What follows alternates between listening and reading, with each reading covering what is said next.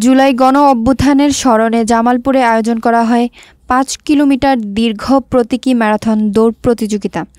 জামালপুর থেকে শরীফুল ইসলাম ঝুকনের তথ্যচিত্রে দেখুন বিস্তারিত। বৃহস্পতিবার সকাল ৭টায় শহরের বিজয় চত্বর থেকে শুরু হয়ে চন্দ্রা লাইট হাউস মোড় ঘুরে একই স্থানে এসে ফিনিশ করেন প্রতিযোগীরা। এই প্রতিযোগিতায় অংশগ্রহণ করেন তরুণ, নারী এবং গণ অভ্যুত্থানের নিহতদের স্বজনসহ ৩ শতাধিক মানুষ। জাতীয় ঐক্য, গণতন্ত্র ও শহীদদের স্মরণে আয়োজিত এ প্রতিযোগিতায় সম্মিলিতভাবে প্রথম ৩০ জনকে বিজয়ী ঘোষণা করে তাদের হাতে মেডেল তুলে দেওয়া হয়। অনুষ্ঠানে প্রধান অতিথি হিসেবে উপস্থিত ছিলেন জেলা প্রশাসক হাসিনা বেগম এবং পুলিশ সুপার সৈয়দ রফিকুল ইসলাম। তাদের সঙ্গে আরও উপস্থিত ছিলেন প্রশাসনের অন্যান্য ঊর্ধ্বতন কর্মকর্তারা।